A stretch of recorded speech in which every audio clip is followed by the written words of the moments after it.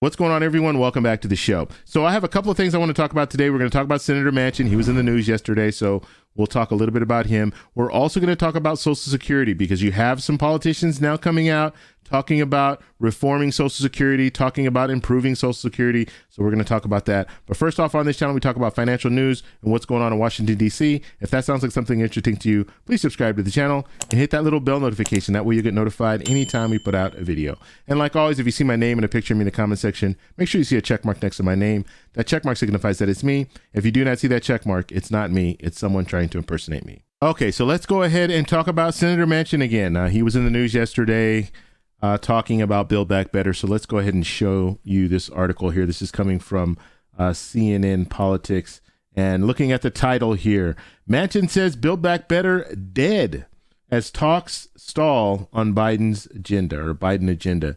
So this is, he's still adamantly against moving forward with Build Back Better. And all along, this whole Build Back Better, I've said this a few times, they need to change the name. You can't have Build Back Better anymore. They need to scale it down. Senator Manchin has said that if they scale it down, then they can talk about that. But Build Back Better, as it is currently, the current state of Build Back Better is dead. That's what he is saying. And I just did a video yesterday just talking about the fact that after he said no to Build Back Better in December, he received about $300,000 in contributions from corporate donors. And he's got to keep that money. He wants to keep that money, right? So he's going to stick to his guns when it comes to Build Back Better, and he's not going to move forward with anything that's Build Back Better related. So they're going to have to really make this a smaller bill in order for anything to get passed. Now, the unfortunate part about this whole thing is they're trying to do this through reconciliation. So they're trying to do this with just Democrats supporting it. And you can't even get all Democrats on board, all 50 Democrats in the Senate on board to move forward with a bill. And that's the really unfortunate part about this whole situation, because ultimately this will hurt Democrats, and they will pay for it in November. That's for sure, if they can't get anything done, because you have this opportunity, the golden opportunity of reconciliation. They used reconciliation for the $1.9 trillion stimulus package last year. They need to be able to get something done. Bernie Sanders did sound off on this, and let's read what he said here. He says, when you have a proposal that has the overwhelming support of the American people, and it's addressing the long neglected crisis facing working people, we cannot allow that to die. And if Mr. Manchin chooses to side with corporate America in this issue, that's his business. But for me, and I think millions of Americans, we have got to fight for the needs of working families. So that's Bernie Sanders' response. And I mean, this is crazy. So we'll have to see what they do with this.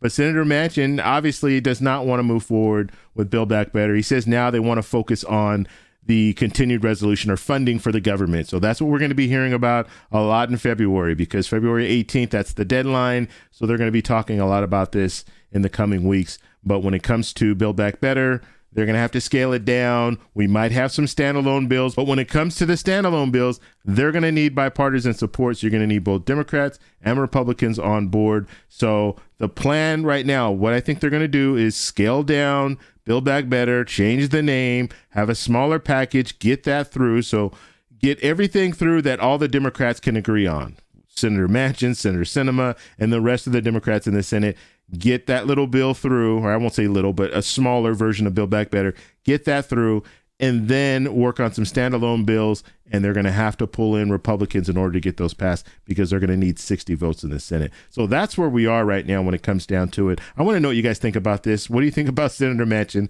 Let me know down below. Okay, so let's go ahead and take a look at this story. I want to talk about Social Security. Now, you had let me go over to these tweets here. A couple of days ago, you had the 82-year anniversary of when Social Security began. Okay, so you had some politicians that came out, and they came out in favor of Social Security, and I'll read some of these tweets, and then we're going to talk about them.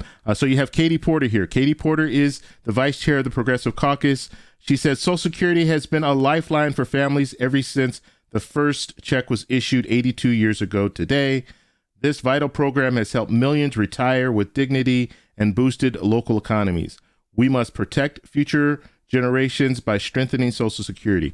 Okay, so that's Katie Porter saying that. You had other politicians come out. On this day in 1940, the very first Social Security check went out 82 years later. Social Security helps Virginians enjoy the secure retirement they deserve. But for many Virginians in public service, two provisions are unfairly reducing their benefits. This must change. So she's talking specifically about Virginians and some things that need to change when it comes to Social Security. You have Ruben Gallego saying 82 years ago today, the first Social Security check was issued, ushering in a new meaning for the American dream where seniors could retire with dignity. You hear this, retire in dignity. You hear that a lot. I will always support this foundational program and oppose all efforts to strip away at its benefits. Okay, so Ruben Gallego is in support of Social Security. And you have Val Demings here saying costs have increased for Florida seniors. An increase in benefits paid by Social Security is long overdue. Let me read that again. An increase in benefits paid by Social Security is long overdue to ensure that every American can retire with dignity and the health care and financial support they need. And hashtag secure 2100. And so you see these politicians out here talking about this, talking about Social Security. That's good. They're at least addressing some of the issues with Social Security, but things need to change. Okay, they can't just talk. And these are all Democrats here, and generally Democrats have been in favor of improving Social Security. Republicans at this point, they haven't really talked much about a plan for Social Security. The last I heard, and this was several years ago, they were talking about privatizing Social Security. But as of late, we haven't heard really a plan for Social Security when it comes to Republicans. Democrats have their idea of what they want to do. We've heard of a $200 raise for Social Security. We've heard some different things out there. We've heard the Secure 2100. So there are a lot of different things a lot of different proposals that have been thrown around. But as of right now, the Democrats have really tried to address some of those issues, but you have to get something done. You have to pass some bills. Now, I talked about this last year where I was saying because of an election year, you're going to hear politicians come out talking about Social Security. And sure enough, they're out here talking about Social Security, but they need to get something. They need to get something on paper. They need to pass it. Because if you can't pass anything when it comes to Social Security recipients, a lot of people who are receiving Social Security right now, they're going to be looking at Republicans and saying, okay, well, what do you guys have to offer? Because the Democrats have promised things, but they haven't delivered. So what can you guys do to help? And so that's what we're going to be looking at this year. And I will follow this story because this is, I think, very, very important for a lot of people. I know a lot of viewers who watch my channel are receiving Social Security currently.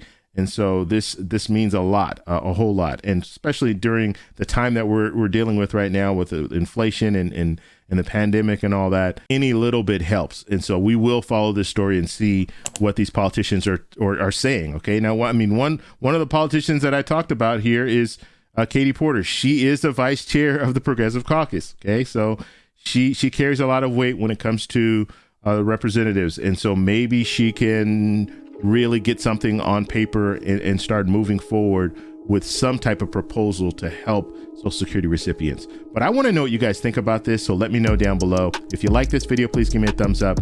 Please subscribe for more, and I'll talk to you in the next one.